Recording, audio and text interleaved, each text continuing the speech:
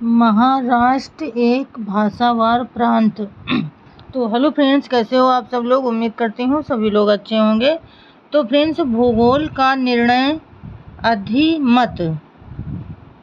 आइए अब भूगोल का मुंह जोड़ें और उसका फैसला सुने। भूगोल का साक्ष्य इतिहास के साक्ष्य से कहीं बेहतर लगता है। इसके लिए हमें बम्बई की भौगोलिक अवस्थिति पर महाराष्ट्र प्रांत की अवस्थिति के प्रसंग में विचार करना पड़ेगा। महाराष्ट्र प्रांत के गठन के बाद वह आकार में त्रिकोण जैसा लगेगा। इस त्रिकोण की एक रूपरेखा भारत का पश्चिमी तट है, जो उत्तर में दमन से लेकर दक्षिण के कारवार तक फैला हुआ है। बम्बई शहर दमन और कारवार की तटरेखा के बीच में स्थित है। गुजरात प्रांत दमन से शुरू होकर उसके उत्तर में फैला हुआ है, जबकि कन्नड़ प्रांत कारवार से शुरू होता है और उससे दक्षिण की ओर फैलता जाता है। बम्बई गुजरात के प्रारंभ बिंदु दमन से करीब 85 मील दक्षिण में है, तो कर्नाटक प्रांत के प्रारंभ बिंदु कारवार से करीब 250 मील उत्तर में स्थित है। यदि दमन में कारवार तक का अविच्छिन्न भूभाग भौगोलिक दृष्टि से महाराष्ट्र का हिस्सा है, तो फिर बम्बई को महाराष्ट्र का हिस्सा न मानना कहाँ तक उचित होगा। ये तो निर्विवाद रूप से प्राकृतिक तथ्य है। भूगोल ने ही बम्बई को महाराष्ट्र का अंग बनाया है। जो लोग इस प्राकृतिक तथ्य को नकार कर उसे चुनौती देना चाहते हैं, वे चुनौती देते रहें। पूर्वाग्रहों से मुक्त बुद्धि वाले व्यक्ति तो इस निर्णायक साक्ष्य को स्वीकार करेंगे और यह मान लेंगे कि बम्बई महाराष्ट्र का हिस्सा है। बम्बई और मराठा साम्राज्य।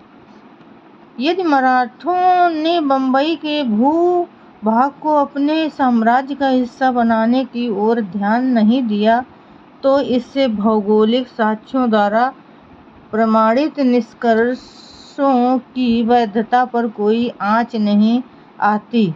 यदि मराठों ने इसे जीतने की परवाह नहीं की, तो इससे यह तो सिद्ध नहीं होता कि बम्बई महाराष्ट्र का हिस्सा नहीं है।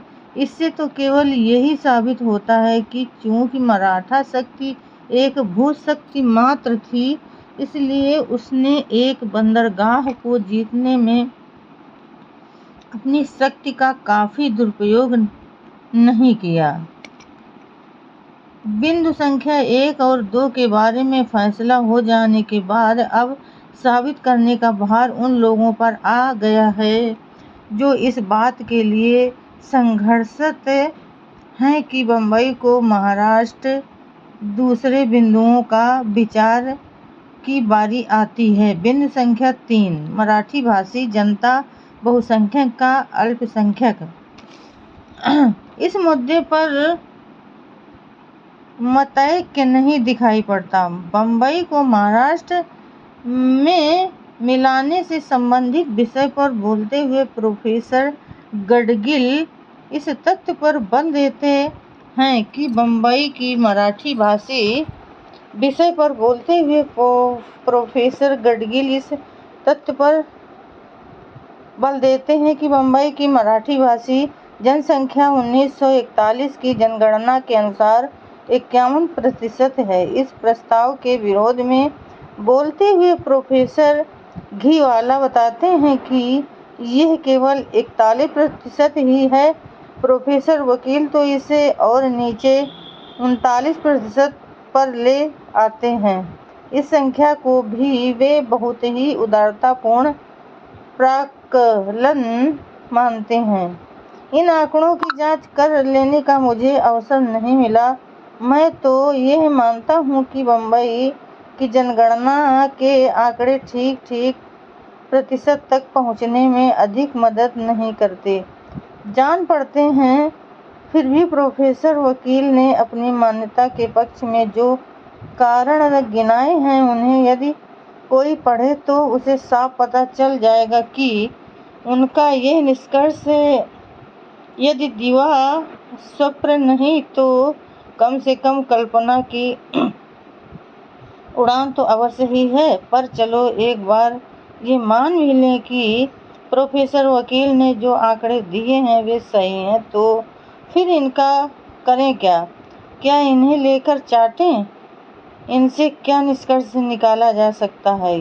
क्या इन्हें जान लेने मात्र से महाराष्ट्र का बम्बई पर दावा समाप्त मान लिया जाए? जब से अंग्रेजों ने भारत की सत्ता संभाली है, भारत एक देश रहा है और प्रत्येक व्यक्ति को एक स्थान से दूसरे स्थान पर जाने की स्वतंत्रता रही है।